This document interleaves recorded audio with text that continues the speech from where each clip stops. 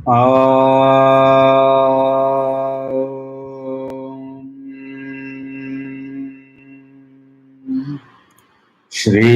गुरु गणेशाभ्याम नमः। हरिः ओम। गीता स्वाध्याय 68वें सेशन में आपका स्वागत है। अभी हम अध्ययन कर रहे हैं कर्म संन्यास योग पंचम अध्याय और उसमें 27वें और 28वें श्लोकों का हम लोगों ने अध्ययन कर रहे थे, तो उनका हम लोग एक बार रिविजन कर लेते हैं। स्पर्शान् कृत्वा बहिर्बाह्यं चक्षुश्चैवान्तरे भ्रुवो प्राणापानौ समौ कृत्वा नासाभ्यन्तरचारिणौ यतेन्द्रियमनोबुद्धिर्मुनिर्मोक्षपरायणः विगतेच्छा भयक्रोधो यः सदा मुक्त एव सः। यहाँ श्री कृष्ण चैप्टर के एंड करते समय, जैसे कल हम लोगों ने देखा कि कोई भी ब्रह्म विद्या का प्रकरण ग्रंथ होता है, उसके अंदर में प्रकरण जहाँ भी जो वक्ता होता है वो हर समय एक टॉपिक से दूसरे टॉपिक पे जाते समय एक टॉपिक का वाइंडिंग अप, जिसको उपसंहार कहते हैं, और उसको करते हुए उसके बाद वो चला जाता है दूसरे टॉपिक की इंट्रोडक्शन में। तो यहाँ हम लोग यदि देखें तो यदि कर्म संन्यास का उपसंहार एक्चुअली वर्ष नंबर 26 में हो गया था। काम क्रोध विमुक्तात्मा यतीनाम यत चेतसाम अभितो ब्रह्म निर्वाणम वर्तते विदितात्मनाम।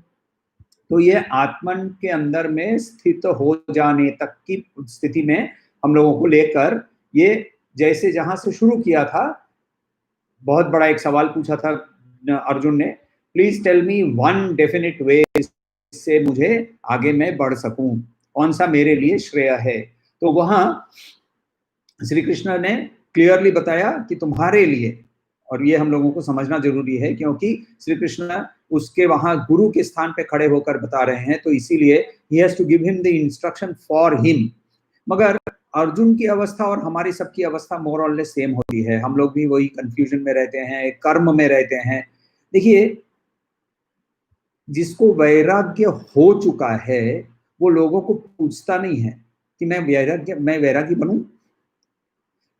किसी को नींद आती है तो वो जाकर किसी को पूछने नहीं जाता है कि मैं सो जाऊं।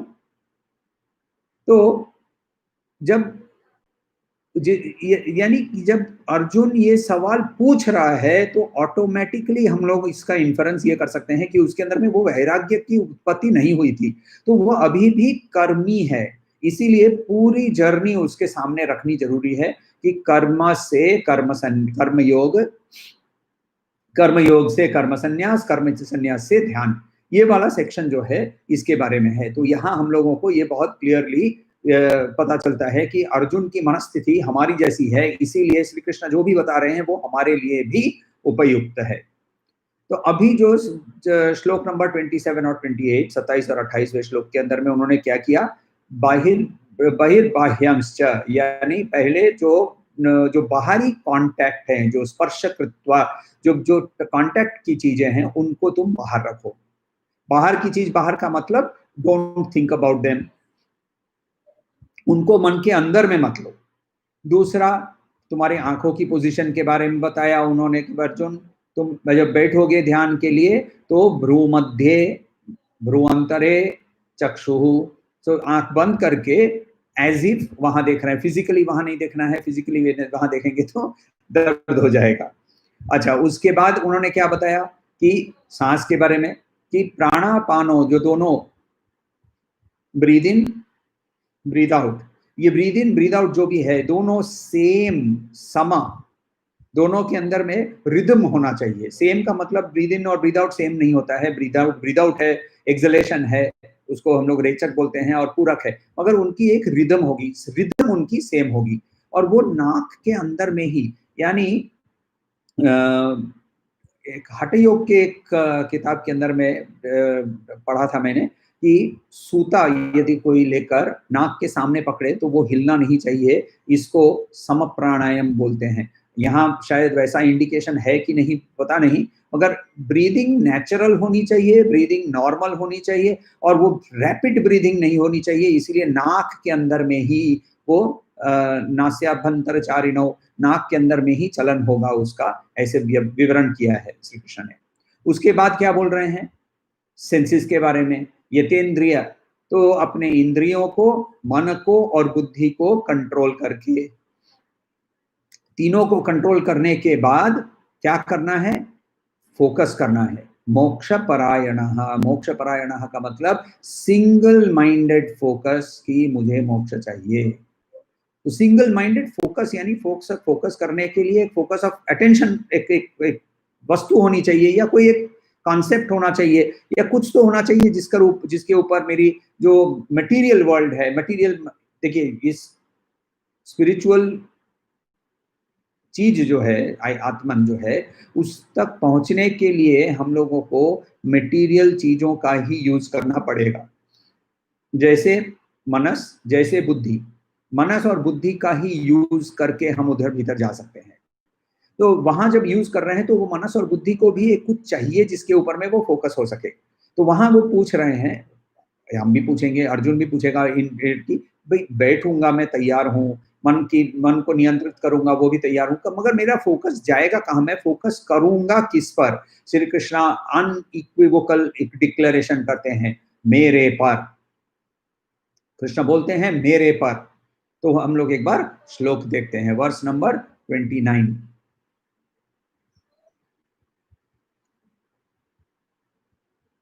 भोक्तारं यज्ञतपसां सर्वलोकमहेश्वरं सुहृदं सर्वभूतानां ज्ञात्वा मां शान्तिमृच्छति।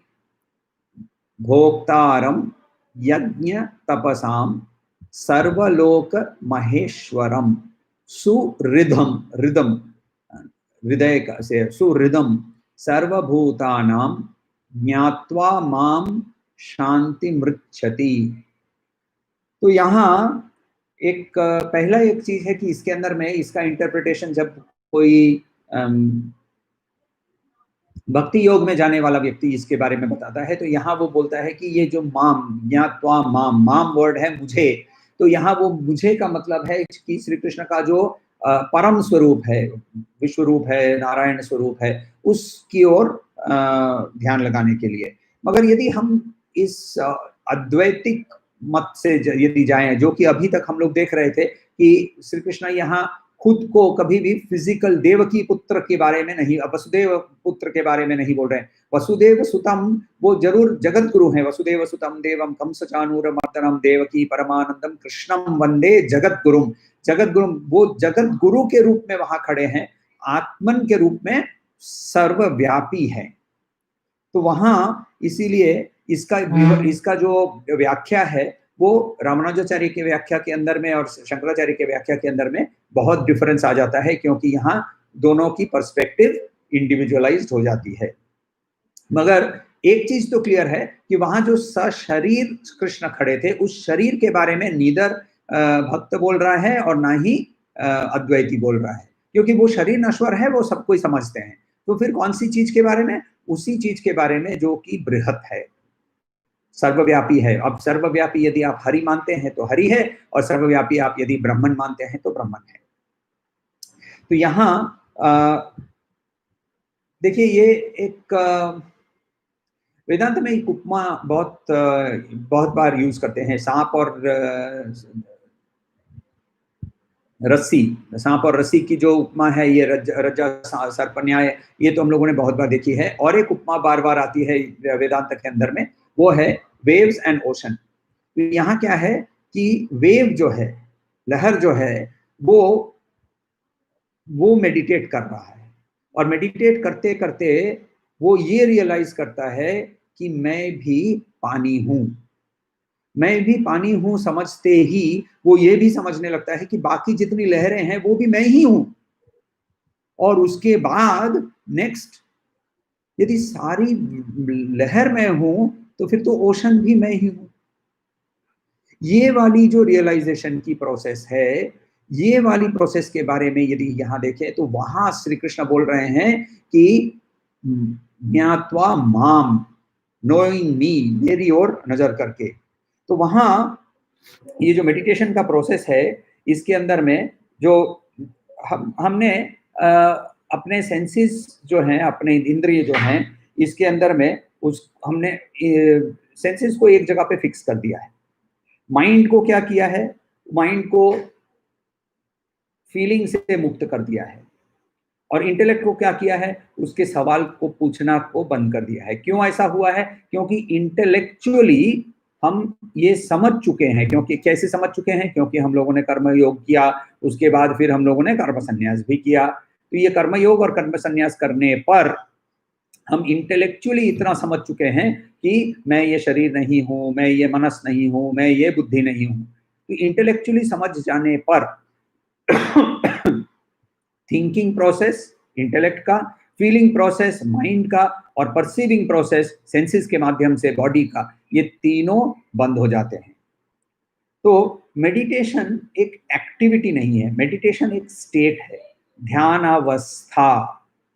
ध्यान करने नहीं बैठा जाता है, ध्यान एक अवस्था है। तो मेडिटेशन एक एक्टिविटी नहीं होती है। फिर तो क्या हो जाएगा, वो भी एक कर्म बन जाएगा। तो हम लोगों ने कल देखा था कि जप या त्राटक इत्यादि ये मेन कॉन्सेंट्रेशन है, कॉन्टेम्पलेशन नहीं है, निधिध्यासन नहीं है।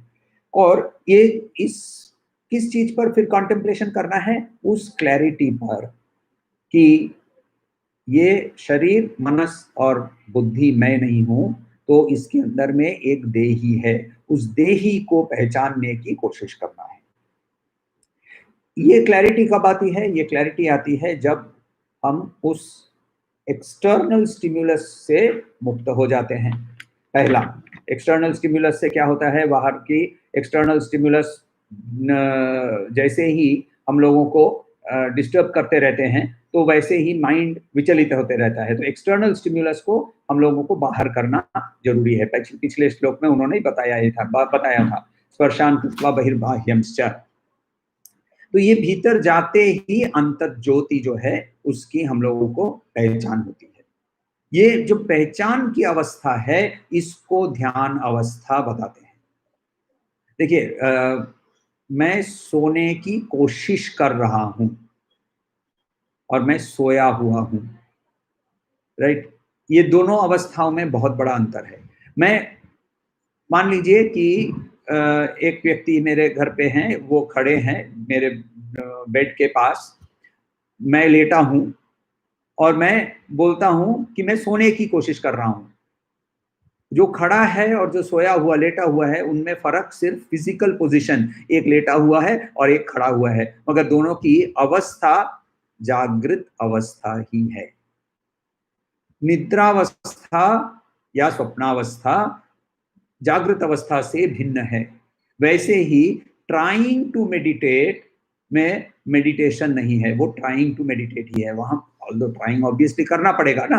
तो जैसे सोने के लिए बेड पे जाना जरूरी है, आंखें बंद करना जरूरी है, ओढ़ना जरूरी है, इत्यादि इत्यादि जो करते हैं। खैर कुछ लोग ऐसे भी होते हैं जो जिनको कुछ नहीं जरूरत होती है, आंख बंद करते हैं और सो जाते हैं। वैसे लोगों की बात नहीं हो रही है। नॉर्मल तो क्या क्या करते हैं, एक सोने के लिए तैयारी करते हैं, वो तैयारी मेडिटेशन के लिए तैयारी है। फिर क्या बोल रहे हैं श्री कृष्ण यहां? ज्ञात्वा माम, नो मी, नो मी, मुझे जानो, मुझे जानकर। किस तरह से जानो? एज भोक्तारम, भोक्तारम एंजॉयर। किस चीज का एंजॉयर? इस विश्व में जितने यज्ञ तपस हो रहे हैं उनका मैं बेनिफिशियरी हूं, मेरे ओर वो आते हैं। यज्ञ का मतलब यहाँ, यज्ञ का मतलब इस पूरे वर्ल्ड में बहुत सारे यज्ञ हवन, अभी आजकल कोविड को मारने के लिए यज्ञ हवन हो रहे हैं, राइट? कुछ तपस होते हैं, लोग मंत्र जप कर रहे हैं, धन्वंतरी जप होता है, ललिता जी का जप होता है, इत्यादि इत्यादि जप कर रहे हैं। इनकी बात नहीं हो रही है। यज्ञ और तपस दोनों वर्ड्स को, दोनों अब शब्दों को चैप्टर 4 में बहुत सुंदर से, बहुत क्लियरली डिस्क्राइब किया हुआ था। यज्ञ का मतलब सारी एक्टिविटीज जिसको, देखिए सीक्वेंशियल है। ये पूरी जो कहानी चल रही है ना श्री कृष्ण की, ये कहानी सीक्वेंशियल है। यहाँ से हम अचानक से यज्ञ वर्ड को यूज करके उसको रीइंटरप्रेट करें कि ये यज्ञ का मतलब स्वाहा बोलना, इसका मतलब ये, फिर हम लोग अपने आप को भ्रमित करते रहेंगे। सीक्वेंशियल थिंकिंग होनी जरूरी है। पहले जो हम सीख चुके हैं उसको भूल नहीं सकते हैं, तो उसको यदि हम लोग भूलें, एक्चुअली चैप्टर 18 में श्री कृष्ण अर्जुन को पूछते भी हैं कि अभी तक तो मैं बोल रहा था, तुम सुन रहे थे क्या? तो ऐसा हमारी अवस्था ऐसी नहीं होनी चाहिए, इसीलिए सीक्वेंशियल थिंकिंग इंपॉर्टेंट है और इसीलिए बार बार हम लोग को वापस उस चीजों को याद करना जरूरी है। तो यहाँ यज्ञ के अंदर में, यज्ञ का मतलब चैप्टर 4 के अंदर में जो यज्ञ और तपस दोनों वर्ड यूज किए थे, वो तपस और यज्ञ का डेफिनेशन हम लोगों को लेना है। जैसे देव यज्ञ, संयम यज्ञ, इंद्रिय यज्ञ, ब्रह्माग्नि यज्ञ, आत्म संयम यज्ञ, द्रव्य, तप, ज्ञान, स्वाध्याय, प्राणायाम, व्रत इत्यादि, ये जो सारे एक्टिविटीज का भोक्ता यानी उसकी बेनिफिशियरी मैं ही हूं। मैं कौन हो सकता हूं? यहाँ आत्मन, बृहत होने वाला आत्मन यानी ब्रह्मन। तो पहला बोलते हैं मुझे जानो। किस तरह से जानो? एज द भोक्तारम ऑफ ऑल ज्ञान तपस हैपनिंग इन दिस वर्ल्ड। सारा जितना जो भी एक्टिविटीज हो रही है, लेट अस गो बैक, वो वेव और ओशन, लहर और समुद्र की हम लोग उपमा के वापस चले जाएं, तो लहरें के अंदर में जितने लहर हैं बहुत एक्टिव होती हैं। यदि वही समुद्र के एकदम नीचे वो मरीना स्ट्रेंच के लेवल पे चले जाएं, तो वहां क्या होगा? आपको वहां कंप्लीट स्टिलनेस मिलेगा। वहां ना लाइट पेनिट्रेट करती है, ना साउंड पेनिट्रेट करता है, ना कोई उसके अंदर में कोई ओशन करंट्स हैं। वो स्टिलनेस जो है, मगर वो स्टिलनेस सरफेस के ऊपर में बहुत सारी एक्टिविटीज में दिखती है इन फॉर्म ऑफ वेव्स। तो वो जो वेव्स हैं, यदि ईच इंडिविजुअल वेव आपस में समझ में लगे कि ये एक्टिविटी जो भी है वो भी ओशन की ही एक्टिविटी है, तो फिर सारी एक्टिविटीज किसकी एक्टिविटीज हो रही हैं? ओशन की activities. That is what is intended here. तो वहां क्या बोल रहे हैं? मुझे जानो भोक्तारम ज्ञान यज्ञ, ज्ञान तप, सॉरी यज्ञ और तपस के का भोक्ता। फिर बोलते हैं मुझे जानो ज्ञात्वा माम। किस तरह से जानो? सर्वलोक महेश्वरम। ईश्वर वर्ड जो है वेदांत में, ईश्वर का मतलब है ब्रह्मन गुणास। जब हम प्रकृति के अंदर में, सर्व प्रकृति के फिजिकल मटेरियल वर्ल्ड के अंदर में भी जब हम ब्रह्मन को पाते हैं, तो वो समय हम उसे ईश्वर बोलते हैं। तो Ishwar is Brahman with attributes, Ishwar is Brahman with gunas. तो उसके अंदर में वो जो ईश्वर विद एट्रीब्यूट्स है, तो वहां कुछ एक्टिविटीज होती है। ये है, यदि हम अभी भी ओशन में रहें, तो ओशन के मिडिल लेवल का जो ओशन है, जहां ओशन करेंट्स होती हैं। ये ओशन करेंट्स क्या करती हैं? एक जगह का पानी दूसरी जगह ले जाती हैं, एक जगह का न्यूट्रिएंट्स दूसरी जगह ले जाती हैं, एक जगह का खाद्य पदार्थ दूसरी जगह चला जाता है, उसको मछलियां माइग्रेशन करती हैं इत्यादि। ये जो प्रोसेस है, ये एक्टिविटी है, मगर वो छुपी हुई एक्टिविटी है। क्रिएशन, डिस्ट्रक्शन, सृष्टि, स्थिति, लय, ये सारी एक्टिविटीज ईश्वर के लेवल पे हो रही है। ब्रह्मन के लेवल पे कुछ नहीं होता है। ब्रह्मन इनएक्टिव है, क्योंकि ब्रह्मन सर्वमय है, सब कुछ ब्रह्मन के अंदर में है। तो यहाँ वो क्या बोल रहे हैं? सर्वलोक महेश्वरम। तो ईश्वर का मतलब फिजिकल माने लिटरल मीनिंग जो है ईश्वर का, इसका मतलब होता है कंट्रोलर। सर्वलोक महेश्वरम यानी ये आत्मन जो है, ये इस पूरी सृष्टि का जो लाइफ फोर्स जो है ना, ये लाइफ फोर्स को यहाँ इंडिकेट कर रहे हैं। सारी लाइफ फोर्स के वो कंट्रोलर हैं। Let us take an example. हमारे जो organs of perception and organs of action, ज्ञान इंद्रिय और कर्म इंद्रिय, ये दोनों इंद्रियों का हर एक इंद्रिय के और मनस और बुद्धि सबकी एक देवता माना जाता है। जैसे मनस का देवता चंद्रमा। मनस का देवता यदि चंद्रमा है, चंद्रमा क्यों है ये भी हम लोगों ने पहले शायद देखा था। तो चंद्रमा जो है वो घटता है, बढ़ता है, वो स्टेबल नहीं रहता है। इस वैसे ही मनस भी एक जगह पे स्टेबल नहीं होता है, और मनस जो है वो इन्फ्लुएंस्ड होता है। तो वैसे तो चंद्रमा को मनस का देवता माना है। मगर द मोमेंट लाइफ फोर्स हमारे अंदर से निकल जाए, लाइफ फोर्स जैसे ही खत्म हो जाए, लाइफ फोर्स जैसे ही यहाँ से निकल जाए, ये सारी इंद्रियां खत्म हो जाती है। आंख तभी भी है, हाथ पैर तभी भी हैं, मगर वो जड़ हो जाते हैं। तो ये मनस को कंट्रोल करने वाला कौन है? वो लाइफ फोर्स है। बाहुओं का, फिजिकल फोर्स का जो देवता है उसका नाम है इंद्र। इंद्र का मतलब देवताओं का राजा। ये फिजिकल बॉडी जो है या फोर्स जो है हाथ के अंदर में स्ट्रेंथ है, उन बाहुओं के स्ट्रेंथ को, शक्ति को जिस क्षण प्राण शक्ति निकल जाती है उस क्षण वो शक्तिहीन हो जाते हैं। तो वो ईश्वर जो है उनको भी वो कंट्रोल करते हैं। ये कंट्रोलर ऑफ आवर ऑर्गन्स जो हैं, इनको भी वाला लाइफ फोर्स उसको कंट्रोल करता है। तो ईश्वरों का ईश्वर महेश्वर, महान युक्त ईश्वर महेश्वर। तो यहां उनको महेश्वर बोला। किस चीज का कंट्रोलर? सर्वलोक। सर्वलोक मतलब एवरीथिंग जिसके अंदर में भी चेतना है, उसके अंदर सबके, जिस चीज के अंदर में चेतना की पोटेंशियल भी है, यानी अंडा, उसके अंदर में पोटेंशियल है, चेतना अभी भी सचेत नहीं हुई है, उसके अंदर में जो लाइफ फोर्स है वो लाइफ फोर्स उसको कंट्रोल करता है। तो ये लाइफ फोर्स जो है वो उसको सर्वलोकान, यहाँ लोक का मतलब भूलोक, भुवरलोक, स्वरलोक, महा तप जना इत्यादि इत्यादि, उसके बारे में नहीं बात कर रहे हैं। यहाँ लोकान का मतलब कॉन्शियस बीइंग्स, तो उनके बारे में उनको उनका कंट्रोलर। फिर और क्या बताया? ज्ञात्वा माम as as the friend of all this world. Word क्या यूज किया वहां? सुहृदम सर्वभूतानाम। सुहृदम, गुड हार्टेड। गुड हार्टेड, सुहृद का मतलब होता है फ्रेंड।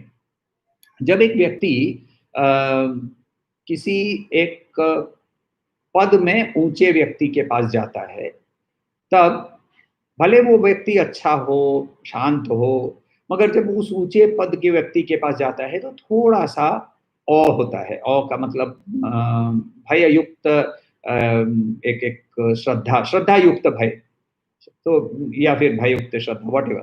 तो ये एक एक सेंस ऑफ ऑ होता है, और वो जो सेंस ऑफ ऑ है उसके कारण हम उस व्यक्ति को जाकर गले नहीं लग जाते हैं। एग्जाम्पल, कृष्णा और सुदामा। सुदामा और कृष्णा इतने करीब मित्र थे, मगर जब सुदामा कृष्ण के पास पहुंचे तो सुदामा उनको जाकर आलिंगन नहीं किया, कृष्ण ने उनसे आलिंगन किया। सुदामा के अंदर में एक हिचकिचाहट थी, और वो पोहे के पोटली को छुपा रहे थे कि इस महान व्यक्ति को मैं पोटली कैसे दे दूं, इस पोटली जिसके अंदर में सूखे पोहे हैं, ये कैसे मैं दे दूं। तो इसीलिए ये एक सेंस ऑफ ऑस, एक एक भय होता है कि ये ऐसे व्यक्ति के पास कैसे जाएं। अब सोचिए कि हम इस ब्रह्मांड के सबसे महान व्यक्ति महेश्वर, सर्वलोक महेश्वर के करीब जा रहे हैं, तो आलिंगन उसको करना पड़ेगा। इसीलिए वहां बहुत सुंदर से सुहृद बोला है, फ्रेंड, मित्र हैं वो हमारे। क्यों मित्र हैं? क्योंकि वो गुड हार्टेड हैं, सुहृद हैं। क्यों सुहृद हैं? क्योंकि वो सबके हृदय में उपस्थित हैं, सबके हृदय में उपस्थित हैं। मित्र किसको बोलते हैं? बेस्ट फ्रेंड या मित्र किसको बोलते हैं? मित्र वो है जिसके साथ मुझे कोई हिचकिचाहट नहीं होती है, मैं उसके सामने सब कुछ बोल सकता हूँ, वो मुझे समझता है, वो मुझे जज नहीं करता है, वो मेरे ऊपर कोई निर्णय नहीं पास कर देता है कि ये व्यक्ति खराब है, ये व्यक्ति अच्छा है, वो कार्य खराब था, ये किया, वो कुछ जज नहीं करता है, वो मुझे एक्सेप्ट करता है। ये वाला जो ऐसा व्यक्ति यदि हम लोगों को मिले, ऐसा व्यक्ति बाहर दुनिया में नहीं है, वो हमारे अंदर ही, हमारा ही सेल्फ जो है, हमारा जो हम अपने आप को जब ये पहचानेंगे, तब हम अपने आप को के बेस्ट फ्रेंड हो सकते हैं, वो सुहृद बन जाते हैं। तो इसीलिए वो बोल रहे हैं सुहृदम सर्वभूतानाम। किसका? सर्वभूतानाम। सिर्फ लोका नाम पहले बोला था, जो कि जिसके अंदर में कॉन्शियसनेस है। यहाँ सर्वभूता नाम, जो कि सब कुछ फिजिकल, जो जड़ मटेरियल है, जिसके अंदर में सचेतना नहीं है। जैसे ये कंप्यूटर, ये लैपटॉप, इसके अंदर में भी चेतना नहीं है। कुछ लोग मानेंगे नहीं, बोलेंगे कि नहीं इसके अंदर में चेतना बहुत ज्यादा है, हमारे से ज्यादा इसके अंदर में चेतना है। मगर जो टेबल जिसके ऊपर लैपटॉप बैठा हुआ है, इनके भी वो मित्र हैं, यानी अननेसेसरीली सब चीज के साथ छेड़खानी नहीं करता है। देखिए, जो भी वो स्थिति प्रज्ञ होता है ना, उसके अंदर में एक ठहराव आता है। वो ठहराव कारण है कि वो इस अवस्था में पहुंच गया होता है। तो इसीलिए वो सुहृदम सर्वभूतानाम। अच्छा, ये सब होने पर क्या होगा? ये सब होने पर शांति मृच्छति, शांति, परम शांति की प्राप्ति होगी। परम शांति की प्राप्ति, शांति और आनंद एक ही है, शांति और आनंद एक ही है, ये हम लोगों ने देखा था। यहाँ विवेक चूड़ामणि का एक वर्ष है, बहुत सुंदर वर्ष है वो बोलते हैं, विशुद्ध सत्वस्य गुणा प्रसादः। सत्व के ऊपर का लेवल विशुद्ध सत्व गुणा प्रसादः। प्रसादः जो चीयरफुल होता है। स्वात्मानुभूति परमा प्रशांति ही, जो अपने आप को आत्मन की अनुभूति जिसको हो चुकी है, उसको परमा प्रशांति ही।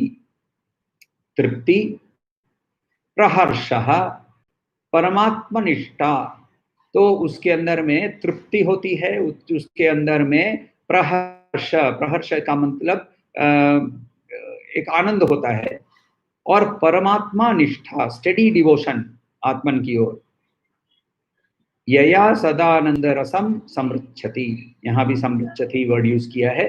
तो वहां ये ऐसा व्यक्ति जो है, वो उसको भी आनंद की, परम आनंद की और कंटिन्यूअस सदानंद रसम, तो आनंद का रस जो है वो सदा ही, उस एंडलेस इटर्नल उसको मिलता है।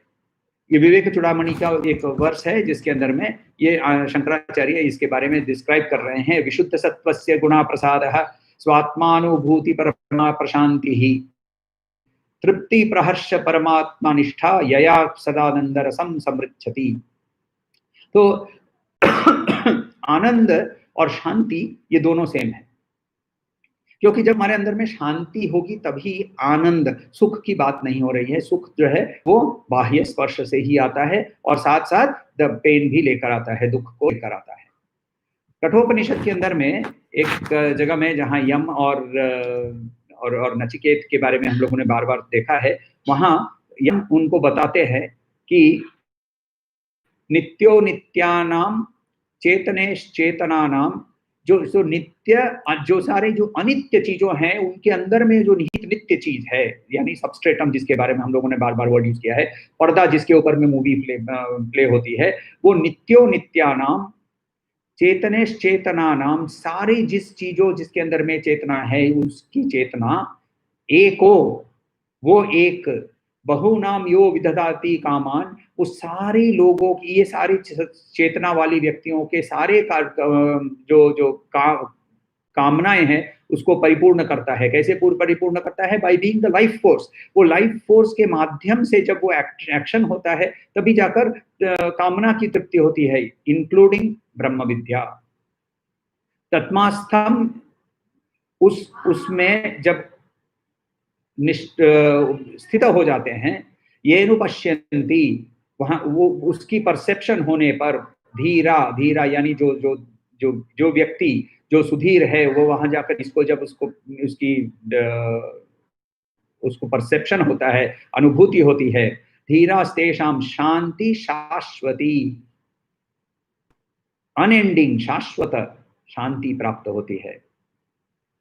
नेते रेशाम बोल रहे हैं, यानी बाकी दूसरे को नहीं हो सकती है, दूसरे जिनको ये अनुभूति नहीं हुई है, उनको ये नहीं हो सकती है। नित्यो नित्यानाम चेतनेश्चेतनानाम एको बहुनाम यो विदधाति कामान, तत्मास्थम ये नुपश्यन्ति धीरास्तेषां शांति शाश्वती नेते रेशाम, ये कठोपनिषद बोलता है। तो शांति और आनंद ये दोनों ही एक ही चीज है, और उस शांति की प्राप्ति वहां होती है जब हम ध्यान अवस्था में बैठते हैं। अच्छा, यहाँ श्री कृष्ण क्या बोल रहे हैं, लास्ट 3 जो वर्स हैं ये अगले पूरे चैप्टर की सूक्त हैं। सूक्त यानी वो या सूत्र है, या सूत्र यानी जो सूत्र, यदि आप ब्रह्म सूत्र, पतंजलि योग सूत्र ऐसे सूत्र देखें तो सूत्र के अंदर में क्या होता है, एक छोटा सा वर्ड होता है, छोटा सा सेंटेंस होता है, मगर उसके अंदर में बहुत सारी चीजें छिपी होती है। ब्रह्म सूत्र जैसे शुरू होता है अथा तो ब्रह्म जिज्ञासा, अब फर्स्ट वर्ड ही ले लीजिए, अथा तो, देयरफॉर से कोई कहानी शुरू कैसे हो सकती है, यानी उसके पहले कुछ हो चुका है। अब वो पहले क्या हुआ था उसकी व्याख्या करते करते ही जो भाष्यकार होते हैं आदि शंकराचार्य ने लिख दी। तो वैसे ही अथा तो ब्रह्म जिज्ञासा जैसे वर्ड होता है, वैसे ही योग चित्त वृत्ति में इसको समझने में बहुत कुछ टाइम लग जाता है। तो इसको यहाँ हम लोगों के लिए इन 3 श्लोकों के अंदर में, तो इन 3 श्लोकों के अंदर में ये उन्होंने एक बहुत छोटे से पूरे चैप्टर को बांध दिया है, मगर बहुत सारी गैप्स रह गई हैं इनके अंदर में। स्टेप्स क्या होंगे, इन स्टेप्स में मुझे करना क्या होगा, मुझे पता कैसे चलेगा कि मैं आगे चल रहा हूँ, इत्यादि इत्यादि इत्यादि, ये सारा हम लोगों को चैप्टर 6 से समझ में आएगा। तो चैप्टर 6 हम लोग शुरू करेंगे अगली बार, और वहां शुरू करते समय पहले हम लोग, यदि आपके पास कोई प्रश्न हो अभी तक के, वो प्रश्न यदि पहले आप पहले से ही तैयार होकर बैठें तो बहुत अच्छा होगा, क्योंकि ये अभी तक जो हम लोगों ने अध्ययन किया है इसको यदि मनन नहीं किया गया तब तक हम आगे चल के सबसे, अभी हम लोग एक इम्पॉर्टेंट स्टेज में पहुंच रहे हैं जहां हम ध्यान अवस्था को समझने की कोशिश करने वाले हैं। याद रखिए, ध्यान अवस्था है, हम अभी कोशिश करेंगे ध्यान करने के लिए, यानी सोने की कोशिश करने की जैसे कोशिश करेंगे, उस कोशिश में ही ध्यान अवस्था में पहुंच सकते हैं। उसके लिए जो सारे प्रिस्क्रिप्शंस हैं वो हम लोगों को समझना जरूरी है।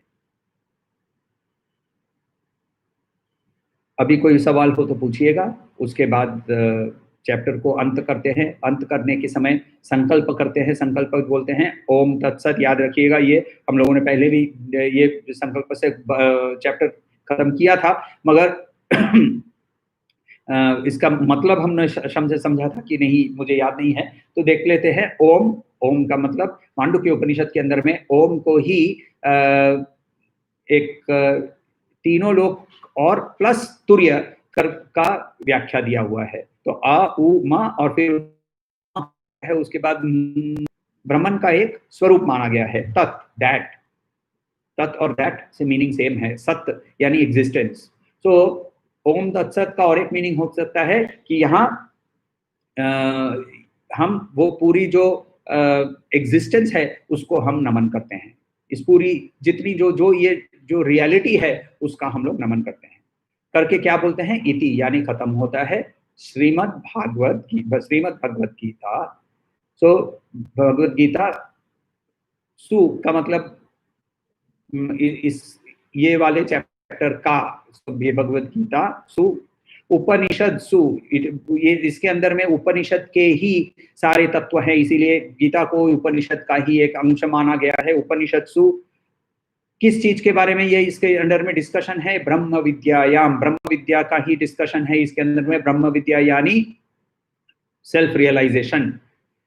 योग शास्त्रे योग करने के लिए सिर्फ ब्रह्म विद्या नहीं, सिर्फ थियोरी नहीं, इसके अंदर में योग का मतलब प्रैक्टिकल स्टेप्स भी बताए गए हैं। योग शास्त्रे श्री कृष्णार्जुन संवादे, संवाद का मतलब होता है एक डायलॉग, वाद, और वाद जो वर्ड है इसके अंदर में बहुत सारे उसके सामने प्रीफिक्स लगाने से मीनिंग बदलते जाता है, जैसे प्रवाद है, संवाद है, अनुवाद है, तो प्रतिवाद है। तो यहाँ संवाद बोलते हैं। संवाद का मतलब होता है dialogue, it is a discussion, it is not an argument, वो आर्ग्यूमेंट बहस नहीं है। तो यहाँ संवादे, कृष्णा अर्जुन संवादे, एक्चुअली इसके और एक भी कुछ ट्रांसलेशंस में यहाँ संकल्प में नारायण संवादे ऐसा वर्ड भी यूज करते हैं। जीव ईश्वर संवादे, ईश्वर ब्रह्मन, श्री कृष्ण ब्रह्मन का फिजिकल स्वरूप लेकर यहाँ ये पूरा संवाद कर रहे हैं। इसीलिए जीव यानी अर्जुन और ईश्वर यानी श्री कृष्ण, इनके बीच में संवाद के बारे में बताते हैं। तो ऐसा भी कुछ जगह में देखा है मैंने। तो यहाँ श्री कृष्ण अर्जुन संवादे, और फिर जो चैप्टर खत्म करते हैं उसका नाम लेना है। तो यहाँ हम लोगों ने अभी कर्म संन्यास का चैप्टर, तो कर्म संन्यास योग नाम, और कौन सा अध्याय था ये? पंचम अध्याय। तो पंचम अध्याय, तो ये है एंडिंग का संकल्प। सवाल देख लेता हूं।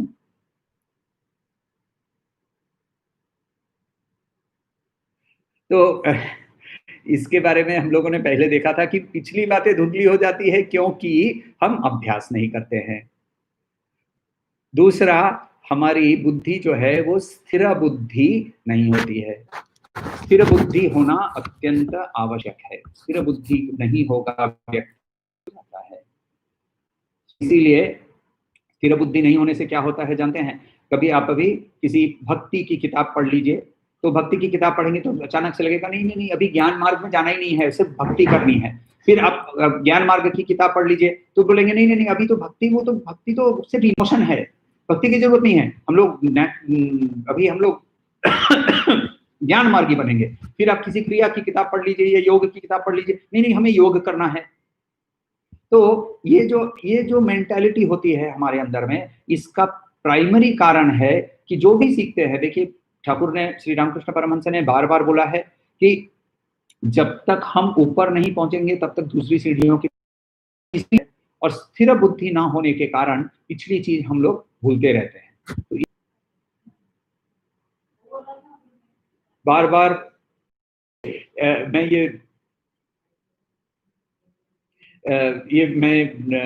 बार बार लोगों के साथ ऐसे बताते समय ये बताता हूँ कि यहाँ यदि आप उपस्थित है तो एक चीज तो गारंटीड है कि हम लोगों ने, आपने, मैंने, दोनों ने कुछ हद तक को का दमन किया है।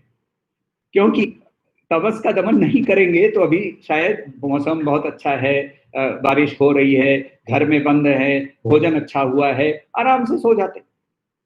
मगर वो नहीं होकर हम रजस की ओर, एटलीस्ट एक्टिविटी की ओर चले गए हैं। मगर रजस की एक्टिविटी के अंदर में कंफ्यूजन भी निहित होता है।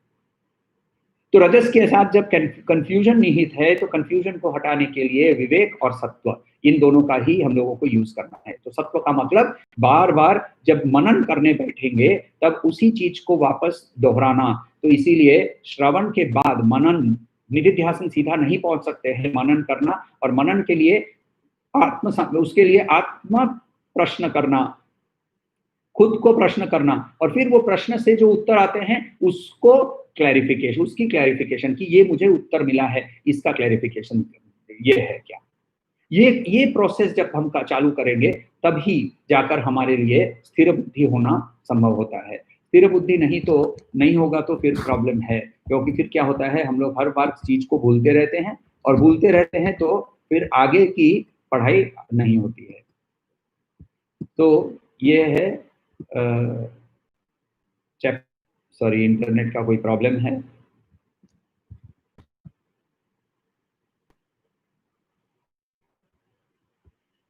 तो इंटरनेट का कुछ प्रॉब्लम हो रहा है। एनीवे, आप हम अभी पांचवा अध्याय को संकल्प से खत्म करते हैं। ओम तत्सत् इति श्रीमद्भगवद्गीतासु